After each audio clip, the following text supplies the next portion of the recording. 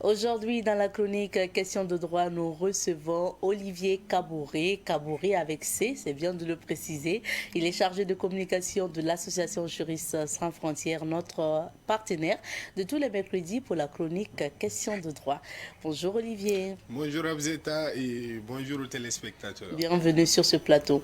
Alors Olivier, pour la chronique d'aujourd'hui, nous avons décidé d'expliquer quelques notions juridiques qu'on a l'habitude d'entendre et qu'on ne comprend pas forcément. Et pour commencer, nous commençons par la notion de présomption d'innocence. Alors, la notion de présomption d'innocence.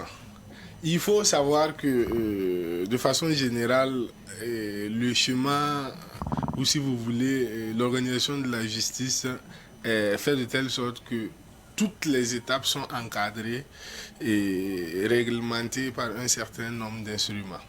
Alors, la présomption d'innocence est un principe qui commande que toute personne poursuivie soit considéré comme innocent jusqu'à ce que une juridiction compétente la déclare coupable. Et ce principe est valable pour tout le monde, autant pour les autorités judiciaires, les autorités publiques et même la presse. Voilà. Et même la presse. Il faut savoir que on ne peut pas déclarer une personne coupable sans que la justice n'ait dit son mot. Et au passage, moi je fais un clin d'œil spécial à notre presse qui est quand même regardant sur cette question-là. Parce que comparativement à ce qui se passe dans certains pays, la presse burkinabé en tout cas fait de son mieux pour préserver ce principe et ce droit à la personne poursuivie. C'est dans ce sens que vous allez voir dans les éléments d'info ou dans le traitement de l'information, ils font attention à flouter, attention du moins pour flouter le visage des personnes mises en cause, parce que il n'y a pas de décision contre ces personnes d'abord. Donc il faut faire très attention. Et pour les tierces comme nous, il faut vraiment faire très attention, parce que tant qu'une juridiction n'a pas condamné une personne, il faut éviter de l'exposer. On voit souvent des gens qui prennent des photos de certaines personnes balancées en ligne et puis dire ils ont fait ceci, ils ont fait cela. Et après, si c'est pas avéré, la personne pourra vous poursuivre pour diffamation ou dénonciation calomnieuse. Donc il faut faire très attention. Tant que la justice n'a pas condamné, il ne faut pas condamner. On parle de présomption d'innocence. Et c'est un principe préservé ou du moins protégé par notre constitution et pas mal d'instruments au niveau international en relation ou du moins c'est relatif aux droits humains que le Burkina Faso a ratifié. Voilà. Donc il faut faire très attention avec ce principe-là, parce que ça a amené beaucoup de personnes derrière les barreaux. Alors, deuxième principe, Olivier, on parle de collégialité en justice. Quand est-ce? Alors, pour toute personne qui ait déjà au moins entamé une procédure en justice, qui ait déjà déposé une plainte ou qui ait déjà suivi une audience, doit avoir vu ce principe de collégialité. Vous allez remarquer quand vous rentrez dans la salle d'audience que les juges sont en principe trois et ils sont en face du public. C'est le fait qu'ils sont trois, ou du moins c'est la formation collégiale impaire qu'on appelle principe de collégialité. Ça veut dire que la loi oblige les juges à prendre la décision à au moins trois. On dit une formation collégiale impaire d'au moins trois juges. Voilà. Donc, au minimum, il doit être au moins trois et il doit prendre la décision de façon collégiale. Voilà. Ça, c'est pour éviter qu'il y ait des erreurs judiciaires, et ça donne de la force à des valeurs comme l'impartialité et l'indépendance de la justice. Voilà.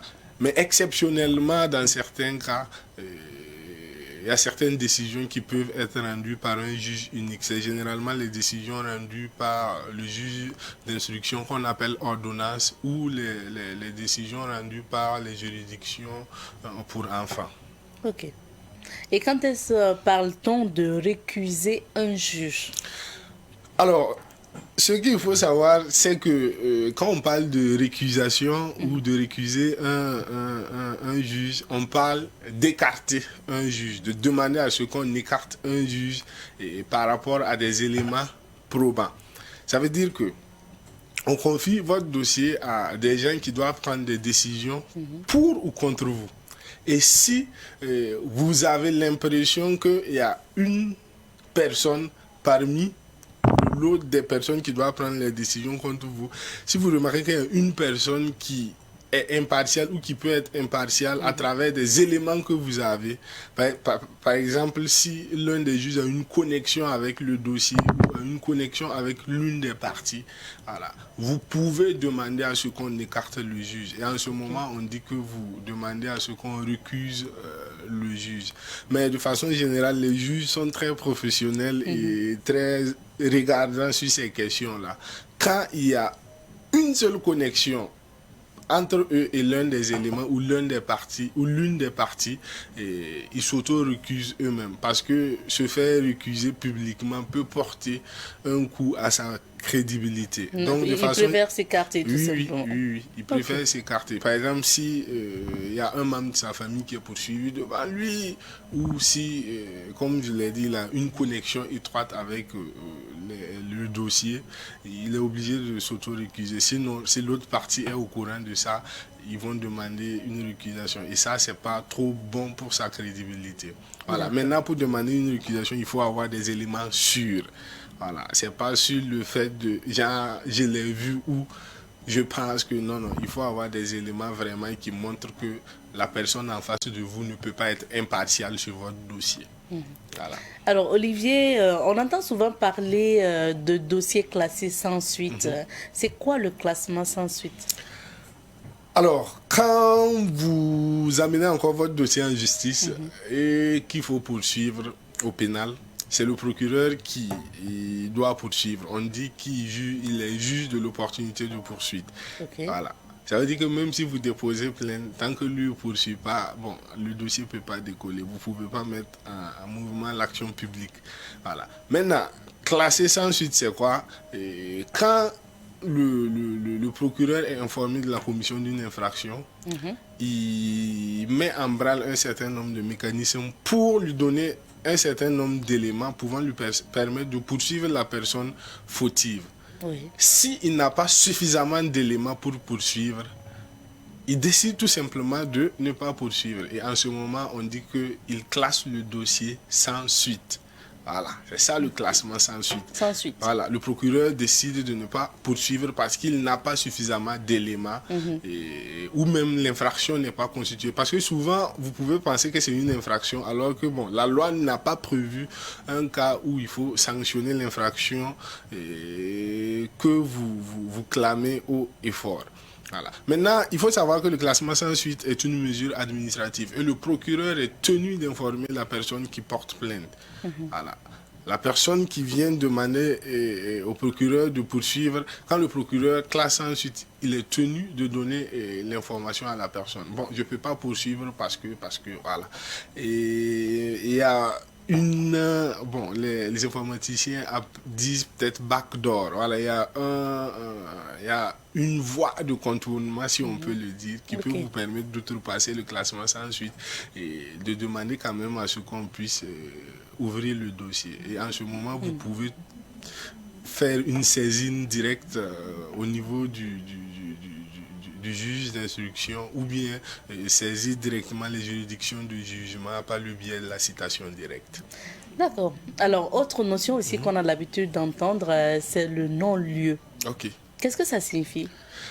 Alors, donc, du coup, si on passe l'étape du procureur, il a dit qu'on peut poursuivre, ou du moins lui-même, il a entendu, il a eu vent de la commission d'une infraction et il a décidé de poursuivre. Et quand c'est un crime ou un délit complexe, il doit saisir le juge d'instruction afin que il fasse une enquête approfondie. Le juge d'instruction que j'appelle effectivement le juge enquêteur qui est chargé de faire manifester la vérité. Lui, il n'a pas de parti. Son enquête vise à déterminer ce qui s'est passé réellement par rapport aux faits.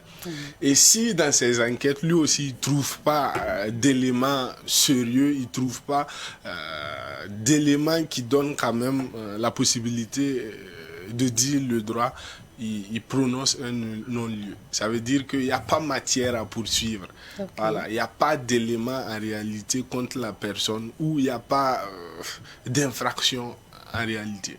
Voilà. Donc c'est ça le non-lieu. Le non-lieu. Ouais. Alors, autre notion, on parle aussi de transactions en droit pénal. Quand est-ce qu'on parle de transactions en droit pénal? Alors, en principe, quand on parle de droit pénal, ça veut dire que la société a prévu des sanctions contre toute personne qui viendrait à commettre une infraction. Cependant, de façon exceptionnelle et pour des cas exceptionnels, la loi permet à une personne qui a commis une infraction de ne pas faire face à la sanction. Okay. Oui, en ce moment, on intime la personne ou on oblige la personne à verser une contrepartie. C'est comme un paiement, en fait. Voilà, la personne paye pour ne pas que la sanction s'abatte sur elle. Maintenant, il faut savoir, comme ce que j'avais dit d'entrée de jeu, c'est dans certains cas exceptionnels où la poursuite est réservée aux administrations, à certaines administrations de l'État, comme en cas d'infraction douanière, d'infraction en matière fiscale, ou même souvent les infractions contre la nature, ou contre la concurrence, ou encore contre la conformité des produits de consommation. Voilà. Okay. Donc c'est dans ces cas que la loi permet de transiger. Voilà, la loi permet, donne la possibilité à l'autorité publique de faire une transaction. Voilà. Donc là, le coupable paiera. Donc une somme qu'ils vont déterminer donnée. ensemble. Voilà, pour ne pas être condamné. Pour ne pas être condamné, justement. Mais c'est des cas exceptionnels et réservés à certains, vraiment à certains cas. Sinon, c'est pas pour toutes les infractions. C'est vrai que dit comme ça, on pourrait penser que pour éviter d'être condamné, on peut facilement donner de l'argent pour ça. Non, mais merci en tout cas pour ces exemples-là, Olivier. Ouais. Alors, on va maintenant s'intéresser au principe de la non-rétroactivité donc en droit pénal. Ok. Alors, on dit que la loi est une disposition générale et impersonnelle et en principe elle vaut pour l'avenir. Quand on vote une loi et après que la loi soit rentrée en vigueur, elle régit les situations qui vont venir après son entrée en vigueur. Voilà. Par exemple, quand on vote une loi aujourd'hui et puis on dit que on ne doit plus voler des mangues, si une personne vole une mangue, on doit la sanctionner. C'est pour l'avenir. Ça veut dire à partir du moment où la loi rentre en vigueur, à partir de ce moment, quand vous volez une mangue, on vous sanctionne. Ça veut dire que la loi ne peut pas retourner en arrière et sanctionner les personnes qui avaient volé une mangue avant son entrée en vigueur. Voilà. Donc, en ce moment, on parle du principe de non-rétroactivité de la loi pénale. Maintenant, exceptionnellement, quand la loi est plus douce, quand la loi est clémente, elle rétroagit. Okay. Oui, ça veut dire que si on avait prévu que quand une personne vole une mangue, on doit peut-être condamner la personne à 3 ans de prison. Et que quelqu'un avait volé une mangue et qui croupissait peut-être en prison pour 3 ans. Et qu'une nouvelle loi vient après et dire si une personne vole une mangue, on doit la condamner peut-être pour 1 année de prison. La personne qui avait auparavant été condamnée pour 3 ans bénéficie de cette loi parce qu'elle est plus douce. Voilà, parce qu'elle est plus douce. Donc si la personne avait fait au moins les 1 année, on doit la libérer. Voilà. Si elle n'avait pas fait les 1 année, on doit observer le principe de 1 année. Donc la loi ne rétroagit pas tant qu'elle n'est pas douce. Quand elle est douce ou clémente, elle rétroagit. Quand elle n'est pas douce, elle ne peut pas rétroagir. Voilà. D'accord. Ça veut dire qu'on ne peut pas vous poursuivre pour des faits antérieurs à l'entrée en vigueur de la loi. C'est à partir de l'adoption de la loi Tout à fait. qu'on peut justement appliquer toutes les infractions qui viendraient après son entrée en vigueur. Puisque la loi, on la vote, il y a l'adoption. Après l'adoption, il y a l'entrée en vigueur. D'accord. Après son l'entrée en vigueur, pas l'adoption. Ok. Voilà. D'accord. Olivier, c'est vrai que souvent on entend ces notions-là, on se demande